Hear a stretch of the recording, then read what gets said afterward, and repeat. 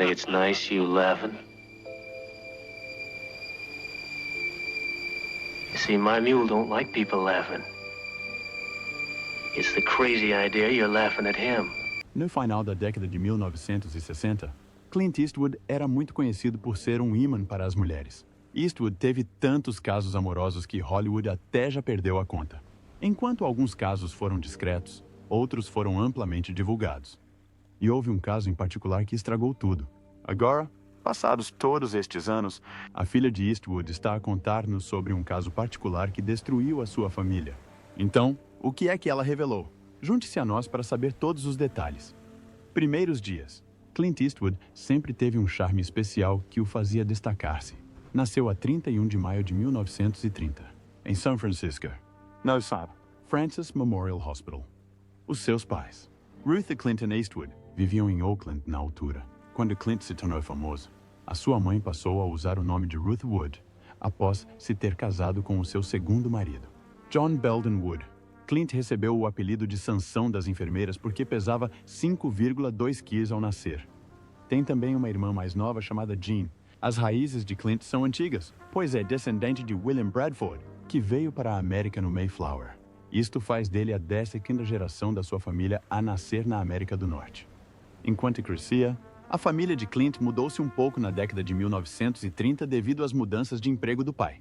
Por fim, estabeleceram-se na rica cidade de Piedmont, na Califórnia, onde Clint tinha uma piscina. Os seus pais conduziam os seus próprios carros e faziam parte de um clube de campo. O seu pai trabalhou na Georgia Pacific, enquanto a sua mãe conseguiu mais tarde um emprego na IBM. O Clint nem sempre se divertiu na escola. Teve dificuldades acadêmicas e chegou a ser reprovado por um ano. Na Piedmont High School, meteu-se em problemas por escrever uma mensagem inapropriada num placar e queimar uma estátua no relvado da escola, o que o levou a ser transferido para Oakland Technical High School, onde se formou em 1949. Quando era jovem, Clint trabalhou em vários empregos, incluindo nadador salvador, entregador de jornais e empregado de supermercado. Em 1951, tentou ir para a Universidade de Seattle, mas acabou por ser convocado para o exército do ZIL durante a Guerra da Coreia. Durante o seu tempo no exército, Clint estava num bombardeiro que ficou sem combustível e caiu no oceano perto de Point Reyes. Depois de nadar 3 quilômetros até um local seguro, recebeu alta em 1953. A infância de Clint mostra o quanto superou, desde problemas na escola até sobreviver a um acidente de avião. A sua história está repleta de determinação. E este foi apenas o início do que se tornaria uma carreira icônica. A viagem de Clint Eastwood em Hollywood não foi simples, mas foi certamente uma viagem interessante, de acordo com uma versão da sua história. Durante as filmagens em Fort Ord, um assistente viu Eastwood e levou-o a conhecer o realizador. Mas este relato é posto em causa pelo biógrafo de Eastwood, Patrick McGilligan. Na biografia oficial de Eastwood, um homem chamado Chuck Hill, destacado em Fort Ord, desempenhou um papel fundamental na reconexão com Clint. Hill tinha ligações a Hollywood e conseguiu levar Eastwood para a Universal Studios, onde o operador de câmera Irving Glassberg conseguiu que fizesse uma audição. A audição foi dirigida por Arthur Lubin, que ficou impressionado com a presença física de Eastwood, com os seus 1,93 seans, mas não tanto com as suas capacidades de representação. Lubin achou a prestação de Clint amadora e sugeriu que frequentasse aulas de teatro para melhorar. Apesar das críticas, Eastwood assinou o seu primeiro contrato em abril de 1954 por $100 por semana. No entanto, o início da sua carreira como ator foi marcado por prestações rígidas e pela entrega característica das suas falas entre dentes. As primeiras experiências auditivas de Eastwood não foram de todo bem-sucedidas. Foi rejeitado para um papel em Six Bridges to Cross pelo realizador Joseph Pevney em 1954. O seu sucesso chegou com um pequeno papel em Revenge of the Creature, 1955, uma sequela de Creature from the Black Lagoon. Também apareceu em vários outros filmes, como Lady Godiva de Coventry e Tarantula, mas ainda estava a lutar para deixar a sua marca. Em 1955, as oportunidades de representação de Eastwood estavam a crescer. Trabalhou em vários outros filmes e programas de televisão, com a sua primeira aparição na TV em Allen in Movieland, da NBC, em 1955. Apesar destes esforços, a Universal rescindiu o seu contrato no final desse mesmo ano. Eastwood juntou-se à Marsh Agency e continuou a conseguir papéis menores, incluindo em The First Traveling Sales Lady e Escapade in Japan. Sem um contrato formal, estava a ter dificuldades em encontrar trabalho consistente, por isso mudou de agência. A sua carreira começou a arrancar em 1957, quando conseguiu vários pequenos papéis, incluindo o de cadete numa série de West Point e o de garimpeiro suicida em Death Valley Days. Em 1958, teve uma aparição notável como Red Hartigan em Maverick, interpretando um vilão cobarde. O verdadeiro ponto de viragem na carreira de Eastwood aconteceu quando foi escolhido para interpretar Rowdy Yates na série de western Rawhide, da CBS, em 1958. Embora Eastwood não estivesse muito satisfeito com a sua personagem, achando Rowdy demasiado jovem e desajeitado, este papel tornou-se a sua grande oportunidade. Rawhide tornou-se rapidamente um sucesso, alcançando o top 20 de audiências na TV e mantendo-se forte até 1965. No entanto, a exigente agenda de filmagens, 6 dias por semana, 2 horas por dia, era exaustiva. E em meados da década de 1960, a audiência do programa começou a cair e acabou por ser cancelado em 1966. Apesar do declínio de Rawhide, a carreira de Eastwood estava em ascensão. O seu salário aumentou drasticamente e, no final da série, ganhava $119 mil por episódio como indemnização por rescisão contratual. Embora Eastwood tenha enfrentado muitos desafios no início, a sua perseverança acabou por transformá-lo na estrela que viria a ser. Primeiros papéis que fizeram Eastwood brilhar. Em 1963, o colega de Eastwood em Rawhide, Eric Fleming, recusou uma oferta para protagonizar por $1 punhado. 1964, um western italiano realizado por Sergio Leone, que acabaria por mudar a carreira de Eastwood. Na altura, Leone era ainda um realizador relativamente desconhecido, e Eastwood estava ansioso por se libertar da sua imagem de Rawhide. Com a ajuda do ator Richard Harrison, que sugeriu Eastwood a Leone, Clint conseguiu o papel. Eastwood aceitou a oferta, que incluía um salário de $15 mil por 11 semanas de trabalho e um Mercedes-Benz como bônus. Para Eastwood, este filme foi uma oportunidade de se distanciar dos tradicionais papéis heróicos de cowboy pelos quais era conhecido em Rawhide. Queria interpretar um anti-herói, uma personagem que fosse moralmente ambígua, corajosa e mais complexa. Eastwood interpretou o Homem Sem Nome, uma personagem que se tornaria icônica. Leone insistiu que Eastwood fumasse charutos no filme para ajudar a criar uma máscara distinta para a personagem, embora Eastwood não fumasse. Eastwood explicou mais tarde que estava cansado de interpretar o típico herói de chapéu branco, sempre gentil e previsível, e sentiu que estava na altura de explorar uma personagem que fosse mais misteriosa e imprevisível. $1 punhado tornou-se um marco no gênero western spaghetti, oferecendo um retrato mais sombrio e sem lei do Velho Oeste.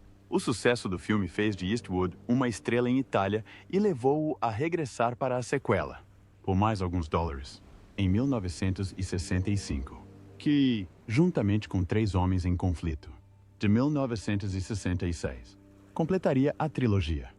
Os direitos destes filmes foram vendidos à United Artists por cerca de $900 mil, consolidando o lugar de Eastwood na história do cinema. Em 1966, Eastwood fez uma pausa nos westerns para tentar a sua sorte num filme não western, The Witches, de 1967. Mas a sua prestação foi recebida com críticas, sendo descrita como nada parecida com a de Clint. No entanto, rapidamente regressou ao gênero western, protagonizando 3 Homens em Conflito, de 1966, onde repetiu o seu papel como o Homem Misterioso Sem Nome. O filme tornou-se um clássico. Embora a prestação de Eastwood, embora icônica, não tenha sido universalmente elogiada no início. Alguns críticos descreveram o filme como demasiado caro e criticaram a representação, embora outros tenham apreciado o comportamento tranquilo de Eastwood. 3 Homens em Conflito tornou-se o filme de maior bilheteira da trilogia, arrecadando $8 milhões em lucros de aluguer. Embora estes filmes tenham sido um sucesso de público, receberam inicialmente duras críticas nos US. Os críticos dividiram-se, com alguns a dizer que as interpretações eram más, enquanto outros reconheceram o brilhantismo visual do filme, particularmente a cinematografia de Leone. Com o estrelato a aumentar, Eastwood partiu para novos projetos. Em 1968, protagonizou Hang 'Em High, um western revisionista que marcou um novo capítulo na sua carreira. Eastwood interpretou um homem em busca de vingança, depois de ter sido injustamente linchado por justiceiros. O filme foi um sucesso comercial, rendendo a Eastwood $400 mil e 25% da sua receita líquida de bilheteira, consolidando ainda mais a sua reputação como estrela de Hollywood. Os muitos casos amorosos de Clint Eastwood. A vida amorosa de Clint Eastwood tem certamente mantido a atenção do público ao longo dos anos. Quando chegou a Hollywood, na década de 1950, Eastwood era recém-casado com a sua primeira mulher, Maggie Johnson.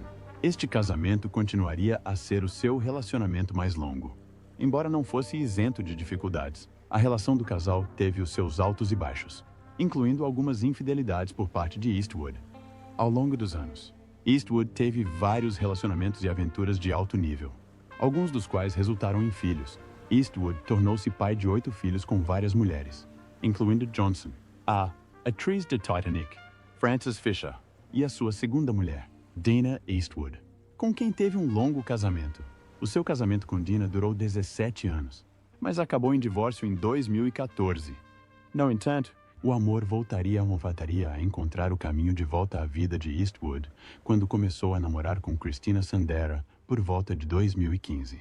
Infelizmente, Eastwood anunciou a sua morte a 18 de julho de 2024, dizendo: "Christina era uma mulher adorável e atenciosa, e vou sentir muito a sua falta."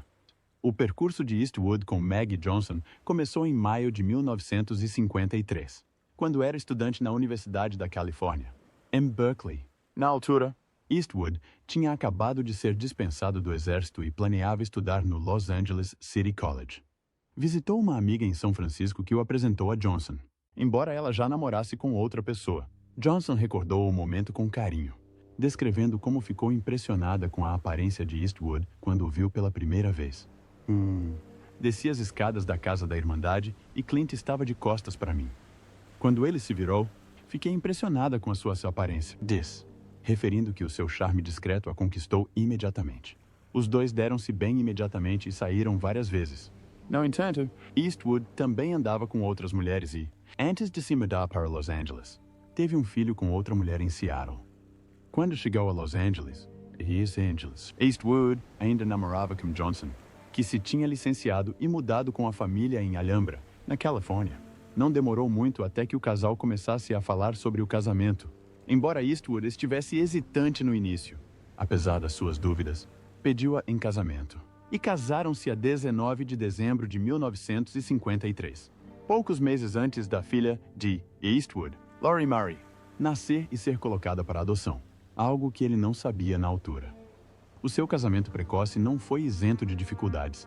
Mais tarde, Eastwood descreveu o seu primeiro ano juntos como terrível, citando o seu desejo de continuar a viver a vida nos seus próprios termos. No final da década de 1950, Eastwood iniciou um caso extraconjugal que levou ao nascimento da sua segunda filha, Kimberlyn, em 1964.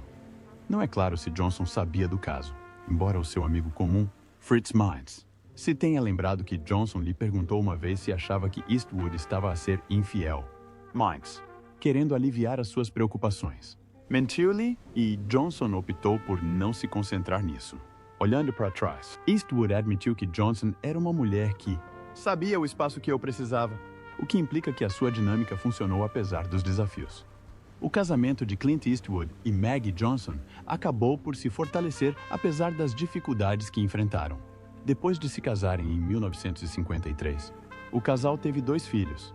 O filho de ambos, Kyle Eastwood, nasceu em 1968, seguido pela filha, Allison Eastwood, em 1972. A família mudou-se para Carmel by the Sea, na Califórnia, onde passou 7 anos a construir a casa dos seus sonhos. No entanto, durante este período, começaram a surgir fissuras na relação de ambos, principalmente quando começaram a surgir rumores sobre o caso de Eastwood com a sua colega de elenco em Play Misty for Me, Sandra Locke. Eastwood revelou mais tarde que ele e Johnson discutiam frequentemente sobre a construção da sua casa, o que só aumentava a distância entre ambos. Em 1979, após vários anos de caso com Locke, O casamento do casal deteriorou-se e separaram-se oficialmente. Em 1984, finalizaram o divórcio, com Johnson a receber alegadamente um acordo de 25 milhões de dólares. Apesar da separação, os dois mantiveram uma relação amigável ao longo dos anos. Na verdade, Johnson estava ao lado de Eastwood quando este foi eleito presidente da Câmara de Carmel by the Sea, em 1986. A sua filha, Alison Eastwood, falou sobre a relação entre os pais em julho de 2022, revelando que, apesar do divórcio, a família ainda passava as férias junta e mantinha-se próxima. Estou muito grata por ambos serem amigos. Todos nós celebramos o Dia de Ação de Graças juntos, disse Allison em entrevista à Fox News. Esta enfatizou a importância de os seus pais garantirem que os seus filhos sabiam que a família sempre foi uma prioridade. As vidas deles estão interligadas. E tem sido ótimo. E sempre se deram muito bem. Dou muito crédito à minha mãe por ser alguém que dizia: temos uma família unida, independentemente de sermos casados ou não. Queremos que as crianças saibam que nos damos bem e que continuamos amigas, acrescentou Allison, referindo o esforço da mãe para manter a família unida, apesar das circunstâncias. O segundo caso, ainda casado com Maggie Johnson. Clint Eastwood conheceu a dupla Roxanne Tunis nas filmagens de Rawhide em 1959. Os dois iniciaram um caso que duraria 14 anos. Em 1964, Tunis engravidou e deu à luz a sua filha, Kimberlyn Eastwood. Eastwood afirmou mais tarde que não sabia da gravidez na altura e não foi informada sobre o bebê até um ano após o nascimento. M. Clint Eastwood, a Biography, disse que saber da notícia foi como perder o fôlego. Apesar do choque inicial, Eastwood tomou medidas para cuidar de Kimba, embora não tivesse uma relação próxima com ela. Tê-la-ia visto apenas uma vez a cada 3 ou 4 meses. Tunis continuou a ver Eastwood, visitando-o frequentemente no set ou no seu escritório. Mas ainda não é claro quando o caso terminou. A relação entre Eastwood e Tunis continuou a ser um assunto privado. E a sua filha, Kimba, cresceu a conhecer o pai, mas com pouco envolvimento direto na sua vida durante o caso mais confuso até agora. Quando Clint Eastwood conheceu a atriz Sandra Locke em 1972, não fazia ideia de que a relação entre ambos terminaria amargamente. Os dois cruzaram-se inicialmente quando Locke fez audições para o seu filme, Breezy. Na altura, Eastwood ainda estava casado com Maggie Johnson, e Locke estava casado com o seu melhor amigo de infância, Gordon Anderson. Embora Locke não tenha conseguido o papel, foi escolhida para The Outlaw Josie Wales em 1975, e os dois começaram um caso. Na sua autobiografia, The Good, The Bad, and The Very Ugly, A Hollywood Journey, Locke afirmou que Eastwood lhe disse que já não existia qualquer relação real entre ele e Johnson. O caso continuou depois das filmagens, com Locke a mudar-se mesmo para uma das casas de Eastwood. Apesar dos crescentes rumores sobre a relação, o casal manteve que eram apenas amigos. Locke declarou publicamente em 1978: toda a gente adoraria que disséssemos que é tudo verdade, que estamos perdidamente apaixonados. Mas as pessoas acreditam naquilo em que querem acreditar.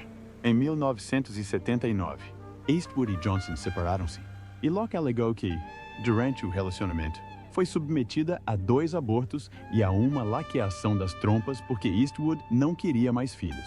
No entanto, Eastwood negou estas alegações. Com o passar dos anos, a relação entre Eastwood e Locke tornou-se cada vez mais tóxica. Enquanto Locke permaneceu casado com Anderson numa relação platônica, os casos de Eastwood com Jocelyn Reeves e Frances Fisher acrescentaram ainda mais tensão à relação. Em 1989, o casal mal se via, e Eastwood terá levado todos os pertences de Locke para um armazém e mudado as fechaduras da casa. Em resposta, Locke interpôs uma ação judicial de pensão de alimentos, pedindo 1,3 milhões de dólares a Eastwood, bem como várias propriedades que partilhavam. O processo foi adiado por mais de um ano, enquanto Locke estava em tratamento contra o cancro da mama. Finalmente, em 1990, Eastwood e Locke chegaram a um acordo.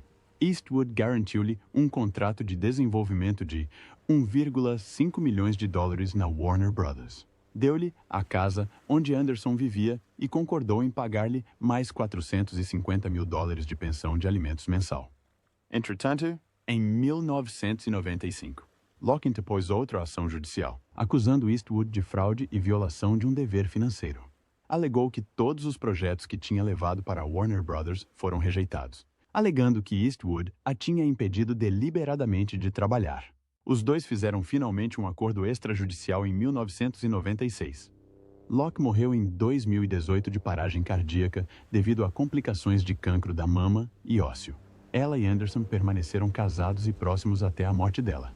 Ao refletir sobre a sua relação com Eastwood, Locke manifestou arrependimento, dizendo: "O meu maior infortúnio, o meu maior arrependimento, é que gostaria de ter reduzido o meu tempo com Clint para metade. Gostaria de ter encontrado uma forma, de ter compreendido quem era e onde tudo terminaria 5 ou 6 anos antes, para poder seguir em frente." Eastwood a Jocelyn Reeves. Enquanto Clint Eastwood ainda namorava com Sondra Locke, conheceu a assistente de bordo Jocelyn Reeves. Embora os detalhes sobre a sua relação permanecessem escassos, tiveram 2 filhos em comum. Em 1986, Reeves deu à luz o seu filho, Scott Eastwood, seguido pela sua filha, Catherine Eastwood, em 1988. No final de 1988, enquanto ainda estava envolvido com Locke e tinha um caso com Reeves, Eastwood conheceu a atriz Frances Fisher.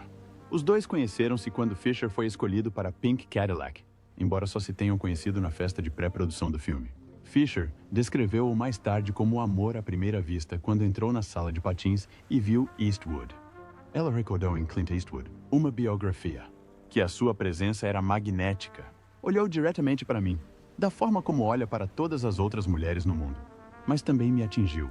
Quando ele liga, consegue ligar, e eu simplesmente pensei: meu Deus, olha só. Os dois passaram algum tempo juntos durante as filmagens e mais tarde, em Los Angeles, quando a produção terminou. No final de 1989, a relação de Eastwood e Locke terminou, e Fisher ficou surpreendida ao saber da separação, uma vez que Eastwood não lhe tinha mencionado isso. O casal começou a namorar discretamente e acabou por ir viver junto. Em 1992, estavam a participar em eventos de passadeira vermelha como casal, com Fisher a descrever o seu relacionamento como estável, sério e divertimos-nos muito. Fisher também mencionou na biografia de Eastwood que tudo parecia perfeito desde que ela acreditasse que ele era fiel. Em agosto de 1993, Eastwood e Fisher deram as boas-vindas à filha, Francesca Ruth Eastwood. Viveram o que Fisher descreveu como um período milagroso de tempo em família. Entretanto, no final de 1993, o seu relacionamento começou a deteriorar-se. Conflitos pessoais. Fisher descobriu que Eastwood tinha filhos com Jocelyn Reeves e fotos de paparazzi de Eastwood a beijar outra mulher causaram tensões. Fisher mudou-se para a casa de hóspedes e, na primavera de 1995, estavam completamente separados. Numa entrevista de 1995 ao LA Times, Fisher refletiu sobre a separação, afirmando: "Com os relacionamentos, com as pessoas, sentes-te atraído por alguém por uma razão. Segues em frente. E se não conseguires passar da fase da lua de mel e aprofundar os significados mais profundos da razão pela qual estão juntos, estás condenado a simplesmente parar quando as coisas começam a ficar difíceis." Apesar da separação, Eastwood e Fisher continuam em bons termos. Em 2004, Fisher disse ao SF Gate: "Acredito que quando se ama alguém, se não o destruirmos com mesquinhices, então o amor estará sempre lá." Eastwood e Dinah. Enquanto Clint Eastwood namorava com Frances Fisher, conheceu a pivô de notícias Dinah Eastwood, nascida Dina Ruiz, que era residente em Carmel by the Sea. Os dois cruzaram-se pela primeira vez em 1992, quando Dinah entrevistou Eastwood. Mais tarde, voltaram a encontrar-se em um evento local. Demos-nos muito bem, e acho que flertamos um pouco porque ela levou o filme de volta para a KSB, e um dos seus associados disse: "Vais casar com ele." Recordou Eastwood na Carmel Magazine. Então, estávamos a participar num evento em Spanish Bay, e um dos anfitriões perguntou: "Importa-se de se sentar com a Dina Ruiz?" Eu disse que não. De todo. Acabamos de mãos dadas e a fazer todo aquele tipo de disparates. No início de 1995, foram fotografados aos beijos num torneio de golfe. Embora só se tenham tornado oficialmente um casal depois de Eastwood e Fisher se terem separado. Em setembro de 1995, Eastwood pediu Dina em casamento e isso aí, em dezembro seguinte, foram a tribunal em Haley, Idaho, para obter a certidão de casamento. Em março de 1996, enquanto Dina estava numa viagem só de amigas a Las Vegas, Eastwood organizou uma cerimônia de casamento na propriedade do seu amigo Steve Wynn. Em apenas 48 horas, o casamento foi planeado e o casal trocou votos. Mais tarde, Dina disse às pessoas que aquele era o casamento dos seus sonhos. Logo após o casamento, Eastwood e Dina descobriram que estavam à espera do primeiro filho. Em dezembro de 1996, deram as boas-vindas à filha, Morgan Eastwood. O casal continuou casado e criaram Morgan juntos. Numa entrevista de 2007 à revista Carmel, Dina refletiu sobre o seu relacionamento, dizendo que o período mais longo que passaram separados foi talvez 10 dias. Admirava o fato de Eastwood ser a pessoa menos pretensiosa que alguma vez conhecera e o quanto se preocupava profundamente com a natureza. É uma dessas pessoas que leva insetos para fora. Eu chamo-lhe São Francisco de Assis, disse ela. Em 2012, Eastwood e Dinah apareceram no reality show Mrs. Eastwood & Company, que se focava na vida de Dina com Morgan e a sua enteada Francesca. Eastwood só aparecia ocasionalmente no programa. Fontes disseram mais tarde às pessoas que Eastwood ficou furioso com a série, pois ia contra tudo o que ele defende. Em junho desse ano, durante a exibição do programa, o casamento de Eastwood e Dina começou a desmoronar-se. Ainda viviam na mesma casa, mas, segundo relatos, dormiam em quartos diferentes. Dina começou a passar tempo com o seu velho amigo, Scott Fisher, que estava a passar por um divórcio. Enquanto Dina insistia que a sua relação com Scott era platônica, a sua ex-mulher, Erica Fisher, ficou preocupada e contactou Eastwood no início de 2013. Em março de 2013, Eastwood começou a namorar com Erica Fisher, o que chocou Dina. Dina apresentou um pedido de separação judicial em setembro de 2013, pedindo a guarda partilhada de Morgan e pensão de alimentos. Também usou o Twitter para pedir aos seus seguidores que não falassem mal de Eastwood, afirmando que era uma pessoa maravilhosa, bem-humorada e brilhante. Em outubro de 2013, Dina pediu o divórcio, alegando diferenças irreconciliáveis. Após o divórcio, Dina partilhou no talk show de Bethany Frankel que ela e Eastwood ainda estavam em bons termos. Ele é adorável. Ele não fez grande coisa. Foram outras pessoas à volta dele que fizeram coisas que me impressionaram. E, mais uma vez, o meu futuro ex-marido não fez nada de mal, disse ela. Segundo o Notícias, ele é o mais meigo. É uma pessoa amorosa, gentil e discreta. Portanto, a minha intuição ainda estava ótima sobre casar com uma boa pessoa.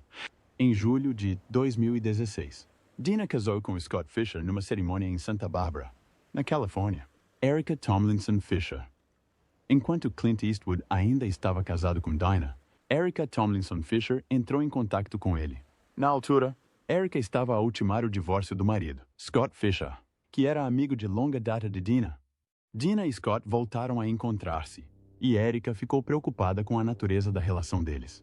Após a conversa inicial, Eastwood e Erica começaram a falar frequentemente ao telefone. Em março de 2013, começaram a namorar, embora mantivessem a relação privada. No entanto, Erica foi fotografada em Los Angeles com Eastwood em fotos obtidas pelo Daily Mail.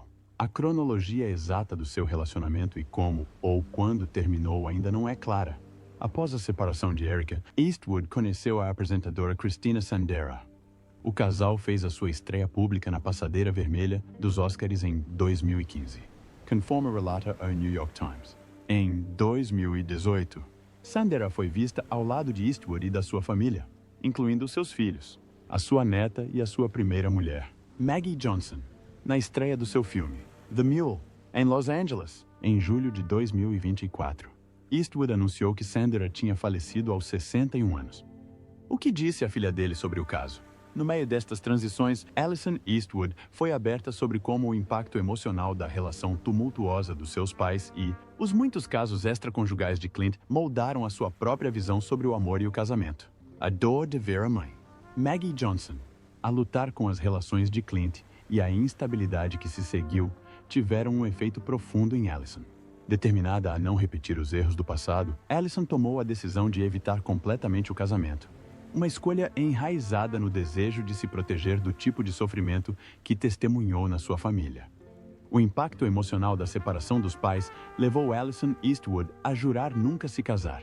Ao ver a mãe, Maggie Johnson, sofrer com as muitas relações e a complicada vida amorosa do pai. Allison tomou a decisão de evitar repetir este tipo de desgosto. A infância de Allison foi marcada pela ausência do pai. Clint Eastwood, devido à sua natureza workaholic, estava constantemente em sets de filmagem, filmando 3 filmes por ano. E embora ela e o irmão passassem tempo com ele no set, normalmente só o viam algumas vezes por ano. Embora fosse uma presença constante na vida de ambos, Clint não era o pai mais afetuoso, e Allison sentia falta de mais proximidade. Quando o casamento dos pais terminou, Allison lutou contra as consequências emocionais. A saída de Clint de Maggie para a atriz Sandra Locke foi dolorosa para ela testemunhar. Ver a mãe devastada pelo caso e pelo divórcio teve um efeito duradouro em Allison. Teve de amadurecer rapidamente para ajudar a mãe a lidar com a situação. Mas, ao fazê-la, sentiu que perdeu os momentos mais simples e despreocupados da infância. Em criança, Allison questionava-se sobre o seu papel no rompimento. Apesar das garantias dos pais de que a separação não tinha sido culpa dela, o medo de não ser suficiente persistia. Não conseguiu evitar interiorizar a separação, sentindo-se rejeitada e questionando a sua autoestima. O divórcio teve um impacto duradouro na sua autoestima, uma vez que se debatia com a noção de que talvez a sua existência não fosse suficiente para manter a sua família unida. A fidelidade e a honestidade tornaram-se valores fundamentais para Allison nas suas próprias relações. E ela viu-se a gravitar para o oposto da história dos seus pais. Ela aprendeu com a experiência deles, e isso moldou a forma como via as ligações românticas. A jornada de Allison pelo divórcio dos pais também influenciou a sua carreira. Ela e o irmão passavam muito tempo em sets de filmagem com o pai, e esta exposição à indústria cinematográfica levou-a a seguir a carreira de atriz, que mais tarde evoluiu para a produção e realização. Apesar da proximidade com a fama, Allison tinha dificuldades de confiança na sua prestação. Admitiu que talvez tivesse talento, mas sem a confiança necessária para se expor totalmente. Achava difícil ter sucesso nesta área. Esta falta de confiança, acreditava ela, vinha da instabilidade que experimentou enquanto crescia, bem como da pressão para viver de acordo com o grandioso legado do seu pai. Como filha de Clint Eastwood, estava constantemente sob os holofotes, e esses holofotes dificultavam-lhe a construção da sua própria identidade sem o peso das expectativas. Durante a adolescência, Allison Eastwood lutou contra as consequências emocionais do divórcio dos pais. Aos 6 anos, ela não compreendia completamente a infidelidade. Mas, à medida que foi crescendo, ficou zangada com isso. Este ressentimento alimentou uma fase rebelde na sua vida. Ela reagiu faltando às aulas, indo a festas excessivamente e saindo com homens mais velhos. Comportamento típico de um adolescente que tenta lidar com a turbulência interna. Apesar de manter contato com o pai, ainda sentia a ausência da presença dele na sua vida. Sem a presença dos pais, Allison metia-se frequentemente em problemas, provavelmente como forma de chamar a atenção. Foi apenas quando Allison fez 20 anos que decidiu mudar de vida. Ela fez a escolha consciente de deixar de viver no passado, deixar de lado a raiva e concentrar-se no presente e no futuro. Nessa altura, a sua família já havia se mudado. A sua mãe voltou a casar e depois divorciou-se. E todos eles cresceram e mudaram. A família reuniu-se para discutir o passado, e os pais incentivaram-na a não levar a separação para o lado pessoal. Clint Eastwood, o seu pai, tornou-se mais aberto e honesto com ela, e a relação entre ambos tornou-se mais genuína com o tempo. Allison conseguiu formar um vínculo forte e saudável com os seus pais, e passou a valorizar a sua honestidade. Apesar de seguir em frente, as cicatrizes do passado permaneceram. Agora com 39 anos, Allison ainda é solteira e não deseja ter filhos. Uma decisão influenciada pelas suas experiências na infância. Reconhece que o medo de repetir os erros dos pais, sobretudo na educação dos filhos, persiste. Lembra-se da menina dentro de si que temia os danos que poderiam advir de colocar uma criança numa situação complicada. Embora esteja numa relação amorosa e comprometida com o seu namorado, ambos escultor, optaram por não se casar nem ter filhos. Ambos são oriundos de lares desfeitos e partilham o entendimento da importância da fidelidade e da honestidade. O casal está noivo, mas decidiu não casar legalmente, optando por um compromisso que não envolva a pressão das expectativas sociais. Os animais têm sido uma fonte de cura para Allison, uma forma de se recompor e escapar ao caos da sua infância. Cresceu a andar a cavalo, e essa ligação com a natureza tornou-se a sua forma de encontrar paz. Ela adotou uma variedade de animais ao longo dos anos. 3 cães, 2 gatas, 3 coelhos e até um rato de estimação que deveria servir de alimento às cobras.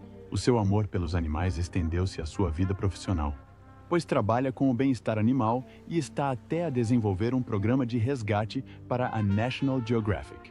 Allison admite que se conhecesse um homem agora com um historial de ter muitos filhos com mulheres diferentes, provavelmente afastar-se-ia dele. Reconhece que o seu pai, Clint Eastwood, como um ator de sucesso, provavelmente enfrentou tentações, mas opta por não o julgar. As pressões da fama, a atenção constante das mulheres e os longos períodos longe da parceira tornaram o seu comportamento compreensível, mesmo que fosse doloroso para Allison testemunhar isso. Ela consegue ver que os tempos eram diferentes quando seus pais se casaram na década de 1950. E talvez o seu pai tivesse esperado antes de constituir família se as circunstâncias fossem diferentes. Allison mantém uma relação sólida com os seus irmãos e reúnem-se regularmente para eventos familiares. Embora não veja o pai com frequência devido à sua agenda preenchida, mantém-se em contato através de telefonemas e jantares. Reconhece que ela e o pai partilham algumas características: calma, subtileza e um sentido de humor seco. Demereux. Mas Allison fez as pazes com o passado. A terapia ajudou-a a processar a dor. E agora as memórias são apenas isso, memórias, sem a carga emocional que outrora continham. A história de Allison é de cura, crescimento e uma viagem rumo à compreensão e aceitação. Embora a relação tumultuosa dos seus pais tenha moldado grande parte da sua vida, ela encontrou formas de criar uma existência estável e gratificante, aprendendo com seus erros e concentrando-se no que realmente importa. Qual destes casos acha que é o mais condenável? Partilhe as suas ideias nos comentários abaixo e não se esqueça de gostar, subscrever e ativar o sino de notificação para receber mais histórias fascinantes.